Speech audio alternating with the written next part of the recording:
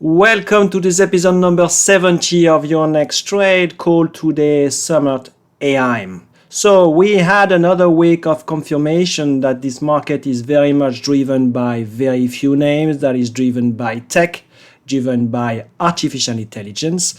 So the momentum trade has been the same over and over for the last few months. But we've seen over the last few days a bit of a change. So is it mostly due to the option expiry? That might be the case. We have going into summer some interesting facts that we're going to be talking today. So let's start with similar picture that we have been discussing over and over, which is how the market has been behaving towards more and more driven by options and mostly around call options. So last week we flagged when Apple went from 195 to 220 that it was mostly driven by huge call options that were bought by the market. We had 2 days with 3 millions and 4 millions of calls traded on 2 days. But as you can see in that chart here, you can see the S&P versus the number of calls that have been trading, and we are talking the mega cap. We are talking Microsoft, we are talking NVDA, the FANG of this world, plus the big tech. And as you can see, there has been more recently a divergence, and we are talking over the last couple of weeks where we've seen many call options on very few names and as well some inflow. So is it the end, the start of the end? That might be. At least what you can say is the market breadth is still the same, very, very poor and driven by very few names. So year-to-date asset performance, we are talking roughly the same picture. The S&P up 15%, Nasdaq 18%. Interestingly, Russell is still flat for the week. Europe gave back some of its performance due mostly to the European elections that we had last weekend, and the fact that there are some tensions that have been going up in Europe. So other than that, I don't want to be spending too much time. I'm more interested into the week-to-date asset performance, where you can see that the S&P is still up, Russell is up, flattish for the Nasdaq. So not much underperformance. We are talking, 50 bips to 1%, so not that much. But is it the start? Again, we had the option expiry on Friday, so very much you could see a rebalancing of positions going into the new quarter for futures and options. Let's jump into the week-to-date industry performance, and I want to be looking at the S&P. So you get the S&P roughly up 50 bips, 60 bips, and in between you get some losers and some winners. So you can see, normally what you have in the market most of the time is you will have semiconductors which are down on the week. That will be on the other end of the spectrum, that will be up massively, and actually the market will be driven by very few industries, whereas this week we had quite a dispersion between the winners and the losers. So you see almost as many winners as losers. So a bit of a change. Does 1 week make a trend? Pretty much no, but that is obviously something to be looking at for the near future. What about the week-to-date sector performance? We are looking at the S&P that is here. As we see here, the IT, we are talking technology, a bit underperforming. Again, normally you will see on IT doing pretty well, and anything that has been rates, we are talking real estate and utilities, where utilities were strong 3 weeks ago, have been underperforming a bit. Consumer discretionary doing okay. The reason is Amazon and Tesla are a big chunk of those two. What about the rates? So now for the US 10 years, we're at 426. We have not been moving too much around the week. Okay, so we have been trading around 420 to 435. On one hand, you can argue that the macroeconomic numbers are getting worse than they used to be. So if you look at the city economic surprises, you will see that the US numbers have been coming down and down and down. So there is, how do we see those numbers? On one hand, you can argue that bad news is good news, because that might say that the Fed will be more accommodative going forward.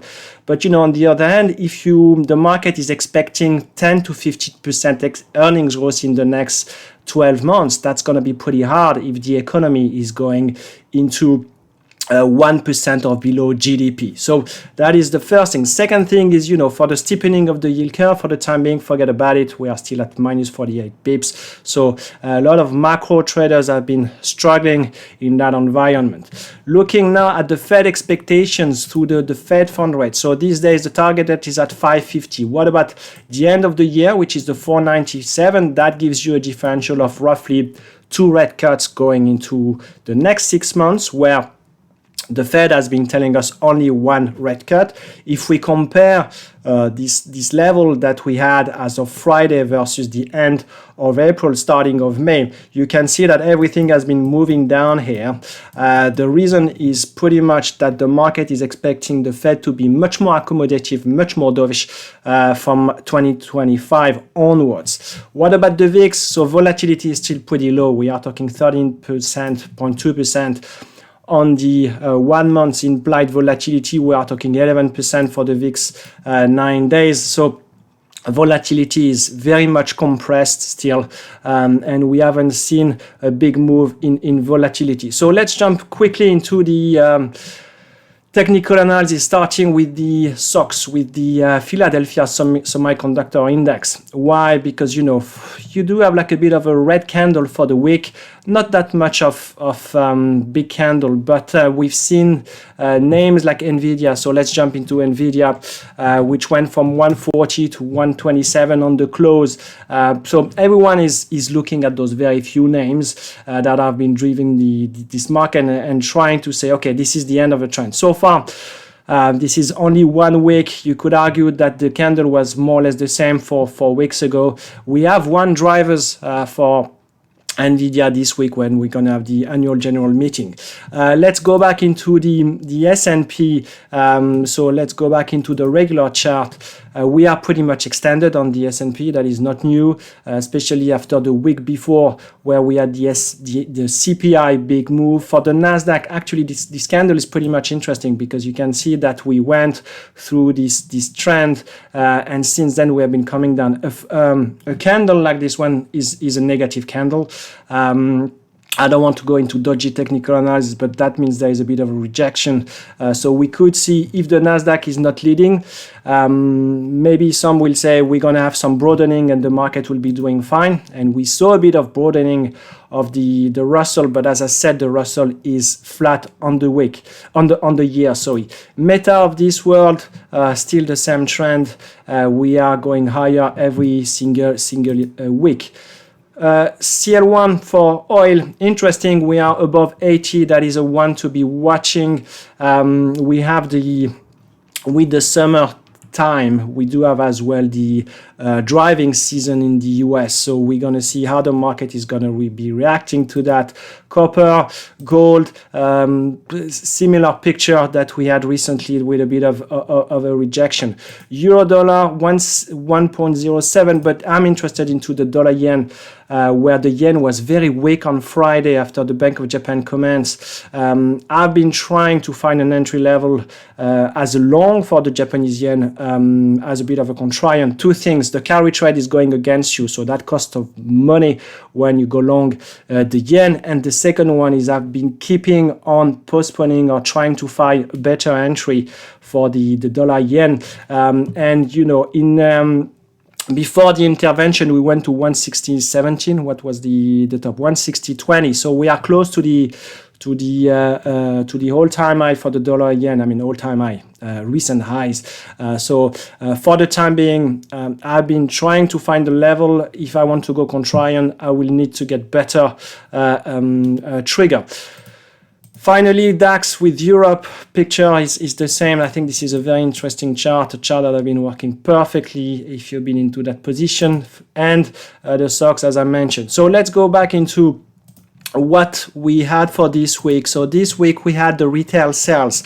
And I think that was interesting because the retail sales came lower than expected for the month of May. They came as well below the months before. And what is very interesting, as you can see from this chart, from when you look at the retail sales in millions of dollars, so a lot of dollars, as you can see, retail sales in 2024 have been down. Okay, so if you on one hand you look at the S&P, you look at where people have been talking about GDP growth, everything is fine. Actually, for the year, if you compare December retail numbers with May retail numbers, that will be down. So again, if you want to believe like me that 70% of the US GDP is made of the US consumer, there are many signs that are telling you that the US consumer is not doing that great. What about the S&P futures here? So Wednesday market was closed in the US, futures were still trading for until 6 o'clock in the UK time. We had a bit of a correction at the end of the week due to option expiry, but not much. We are still up from the week if you go from here to there. In terms of volatility, we discussed the implied volatility with the VIX for the next 30 days. Let's discuss as well about the realized volatility of the SPY, which is the S&P 500 ETF. And as you can see, the trend has been, we go down, and down. So what has been the trade over the last few months? Let's say the last 18 months in selling volatility. Realized, implied, where each time the volatility goes up a bit, we are talking 12%, 13%, 40%. You're going to have many investors that keep on selling volatility. So overall, where do you end up? You end up with the S&P 500 10 days realized volatility around 6%. So that is a very, very low level. And obviously, if you want to see market change and some momentum turning, you will have to see the realized and the implied volatility turning a bit. So OPEX and VIX expiry, we had the VIX expiry on Tuesday. We had the flash PMI, so leading indicator. So what are the leading indicators through the soft data telling us that Europe is slowing again and US is doing okay.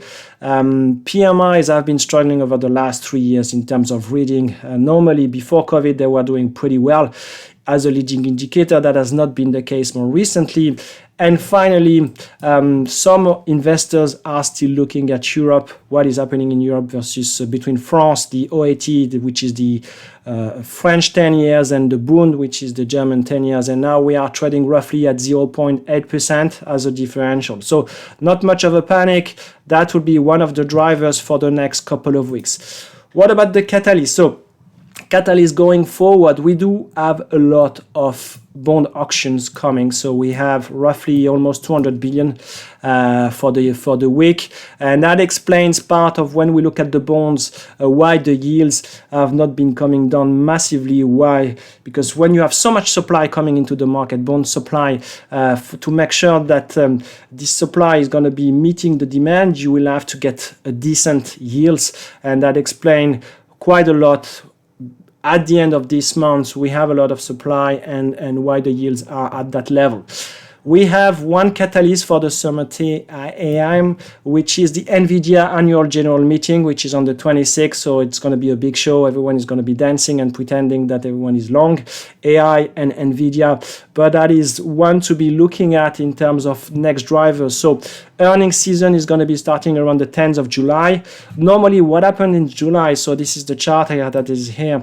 You get the first 10 days, of the market, which is one of the best weeks of the year. So just before the earnings season, market is doing very well. If you think now, before the end of the month, most of the time, which is the last 10 days of June, market is a bit down. And then, a bit of seasonality, good month, good start of the month. One of the reasons is obviously you get the 4th of July, and that makes America great again, at least for 10 days, where people have been buying the market over and over time. So what about other drivers? We get, in terms of macro, we get the PCE, one of the biggest one on Friday, end of the month. So end of the month comes with rebalancing. So rebalancing between bonds and stocks. And as I said, I'm be interested in, USD versus the Japanese yen. The volatility is if we are going to have any jump in volatility. So expectation for the week, S&P to be moving plus or minus 1.2% for the week. So very low volatility. Finally, And the big one, this is Biden with Trump. This is the debate that we're going to have on Thursday after the close overnight.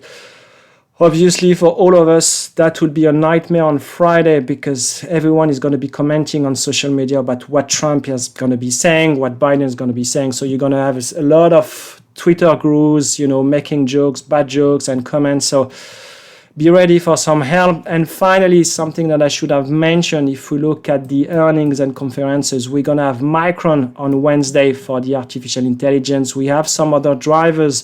We got FedEx for the GDP, for the economy, how the economy is doing. I like to be looking at Nike as well. The expectations are pretty low, but I'm interested in knowing, how the US consumer and the Chinese consumer have been doing for Nike. So this is pretty much what we have for the week. End of the month, Biden, Trump, NVDA, PC. So as always, we're gonna have, macro stocks. Specific drivers, we're gonna have a bit of noise, and as I said, we're gonna have a lot of bond supply. So this is it for me for this week. As always, I hope it helps. If you got any comment, put it on the chat. Otherwise, you can reach me on Discord, so that will be here, or you can send me an email, and if you're still not on Discord, you are wasting time and you should be joining, because we have some good free channels, and you are obviously more than welcome to join. This is it for me for the week. Have a good trading week, and I'll see you next week. Bye bye.